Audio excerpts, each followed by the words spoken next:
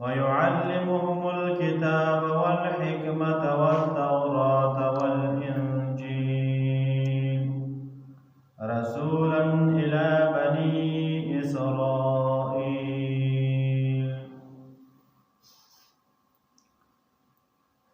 سورة آل عمران شروع مخکې ایتونو کې الله رب العزت د بی مریم د دې خبرې ذکر وکړ چې الله تعالی به ته بچی ورکړي او د دې نامه به المسیح عیسی ابن مریم وي. او د نن ایتونو کې د صفات د عیسی علیه السلام ذکر کیږي چې ټیک دی بی مریم عیسی علیه السلام پیدا شول او دا د الله تعالی قدرت او قدرت کامله طرف ته اشاره ده چې ګوره الله تعالی چې کوم یو کار کوي نو بیا بغیر د اسبابو نه کوي. دنیا کې مو تاسو کوم کار کوم د اسبابو په لاندې وي. اول مو تاسو خپل ځان ته اسباب مهیا کوم برابر کوم یو کوم او غنه پاس بیا کار کوم. او الله رب العزت یو داسې قادر مطلق ذات لري چې د اسبابونه بغیر یعنی پاسه د اسبابونه اسباب ضرورت نشته دی. بغیر د اسباب بی مریم ته بچی ورکړي عیسی علیه السلام او دا د ذکر کوي چې يعلمهم الکتاب والحکمت والتوراة والانجیل او دې ته بخایي الکتاب قرآن کریم او همدارنګه تورات انجیل چې دا ټول به ورته ورخایي.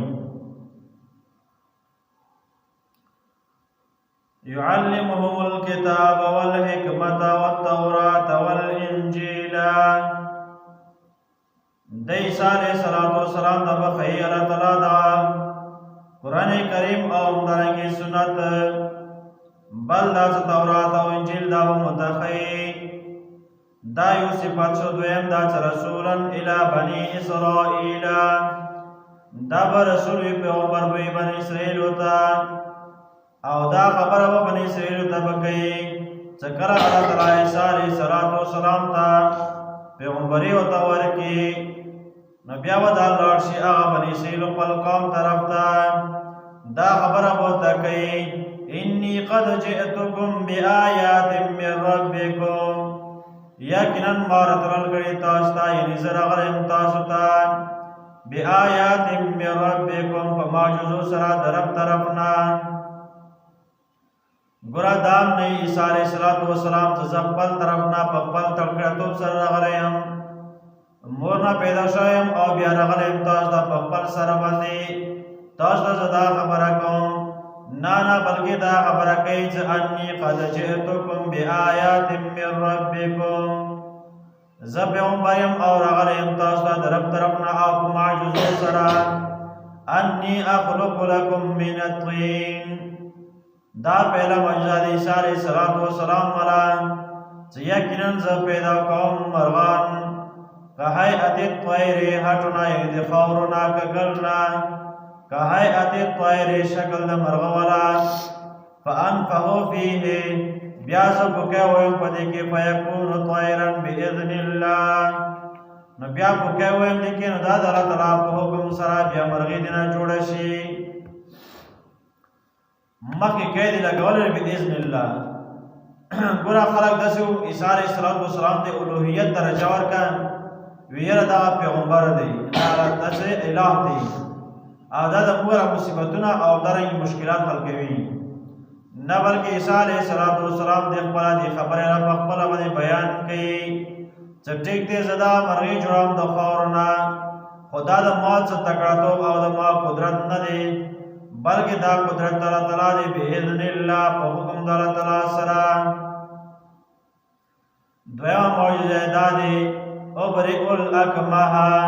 چې زه به جوړوم هغه پیدا شوي ړنده والابرص او همدارنګې برک مرض والا دا د عیسی علیه السلام معجزې وي. ګوره کوم یو پیغمبر راغلی کومې زمانې د پیغمبر کې چې کومې خبرې مشهورتیا وه نو الله تعالی هغه مطابق دې ته بیا معجزه ورکوي په هغې زمانې کې لکه عیسی علیه السلام چې کله راغلل نو دې ټایم کې عیسی علیه السلام په قوم کې د طب چرچا وه طب مشهور یعنې ډاکټري نو الله تعالی دا شان ډاکټري وخیره داسې معجزې ورته ورکړه چې د کوم ډاکټري علاجونه هم دی ټول لاندې کړو او ټول دین وروسته پاتې شو. او بری اول اکما چې زه به جوړوم تاسو د الله تعالی په حکم سره هغه پیدایشي ړنده یعنې مور نه پیدا شوي ړنده وي دریم دا والابرس او هغه برګ مرض ولا و احیي الموت باذن الله او همدارنګې زه به ژوندي کوم تاسو دپاره مړي په حکم د الله تعالی سره. عبدالله ابن عباس رضی الله تعالی عنہ فرمایي عیسی علیه السلام 40 مړي ژوندي کړي وو. او یې روایت کې دا راځي عیسی علیه السلام د نوح علیه السلام زوی قبر ته لاړ او ورته یې ویل زه کوم باذن الله د الله تعالی په حکم سره اوچت شه او چې کله هغه اوچت شو نو دا نیمه ږیره او سر دی سپین شوی و او بیا تپوس کوي چې یاره آیا د قیامت قایم شوی دی؟ عیسی علیه السلام ته فرمایي وی نه قیامت خو نه دی راغلی خو ما د الله تعالی نه تا دپاره دعا وکړه او تا الله تعالی ژوندی کړي. وی هغه ټایم چې زه دې که نه بوډاوالي کې داسې د ږیره او سر سپینېدل در نه وو نو وی دې له د ږیرې سر چې دا د قیامت د غم د وجې نه او د نووالي د وجې نه دغه سپین شوي وو قیامت فکر ورسره و او بیا هغه نه پس دی بیا مړ شو. او عبدالله ابن عباس رضی الله عنه وایي ویره 40 مړي چې دی ژوندي کړي وو خو دا د خپل څه کمال نه و دا د دې معجزات باذن الله په خپله باندې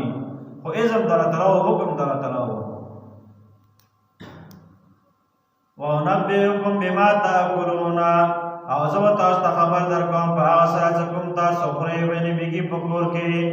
وما تدخرون فی بیوتکم هغه چې کوم تاسو ذخیره کوئ په کورونو خپلو کې ان فی ذلک لآیاتا یقینا په دې کې تاسو دپاره دلیل د وحدانیت د الله تعالی دی ان کنتم مؤمنین که چیرې تاسو پوهېدونکي او ایمان راوړونکي وو کوم سره چې الله تعالی د وحدانیت په ایمان ساتي نو اوس په دغو خبرو د ایمان راوړي. وګوره عیسی علیه السلام را دا موجود ته وګوره د الله تعالی په حکم سره د هر څه کېدل وو. عیسی علیه السلام څه وست او طاقت نه و قدرت ورکړي خو د الله تعالی په اذن سره هر څه جوړېدل وو او چې الله تعالی دا دنیا کې وښیله چې یاره زه مړي ژوندي کوی شم او همدارنګې یو بېجانه شی نه